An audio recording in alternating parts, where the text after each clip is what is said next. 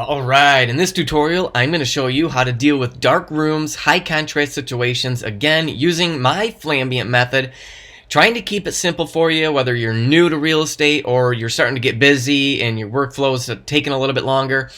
I am trying to always come up with developing methods to be fast on site as well as fast in the editing room. Now how I run with my lighting setup is I have a flash on top of the camera, and then I always have an AD200 that I'm using to walk around the room and do my multiple flash shots. For example, in this room, I stood here and lit this side of the room to light this side, and then of course I used this image so I had something to remove myself with. Now the other thing that I do is I make sure I'm working with lights off.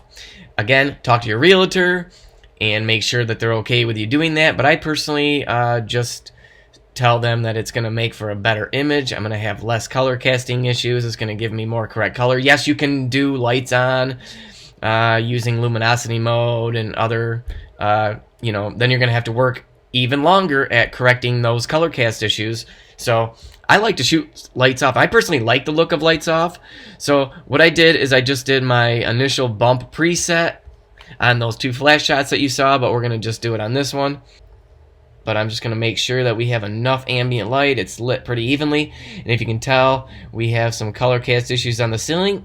But that's why I use the flash shot. We're just going to use the flash to blend that back in and fix it. So I'm going to also show you a quick method of blending that I just come across. So what I'm going to do is I'm going to highlight. Let's see, we need our two flash shots. Here, and then our ambient shot. Right click, edit in, open as layers in Photoshop. Alright, so once your layers are loaded into Photoshop, we have the ambient layer sitting on top. We don't need to worry about that one right now, so we're just going to go ahead and shut that one off. Now, what I used to do is I clicked on my first layer here and did a layer mask and then Command I to invert it, and then I would take your paintbrush and start brushing yourself out like this, and you'd have to make sure that you wouldn't start bringing the brush in and seeing yourself over here. Well, here is another method that I found that works way faster. We are going to, instead of using the brush tool, use the gradient tool right here. And what we're going to do is we're just going to click anywhere in front of ourself in our flash spot, and then click and drag somewhere like that. And you're done. Now, I do notice that we have the flash issue going on here on the ceiling, but this is why I love to work faster using the ambient layer. Typically, you can get away with using the ambient layer as your ceiling layer if you have any other issues like this where it's causing flash hotspots in the ceiling. We do have a little bit of color cast. Not too bad, actually. Only right about here. So what we're going to do is click on our ambient layer, come down here to layer mask, Command I to invert it, make sure brush tool is selected, and we can, make sure white is selected, yes, brush tool is selected, and we're just going to paint back in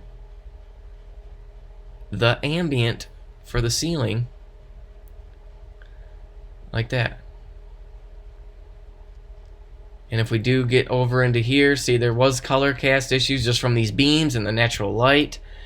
We are going to switch that back to black and paint that flash back in to get rid of it. And there you go. To me, that we have natural light coming in, hitting the ceiling, so we don't want it to be perfectly clean white. But there you go. We have natural shadows. We can actually bring back in some other natural. Oh, we got to make sure it's switched to white. If you want, we can start painting back in some natural glare like this on the walls, on these cabinets.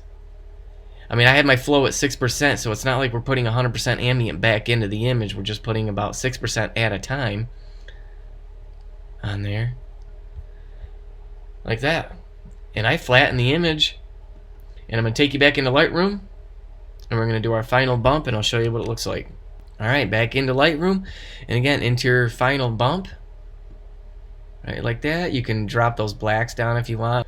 there you go. There's a simple, fast method shooting Flambient. Make sure to hit that subscribe button. I'm putting out new tutorials all the time. Every time I learn something new or I find a new technique on site, I'm going to be sharing it with you guys. So thanks for watching. We'll see you in the next tutorial. Bye-bye.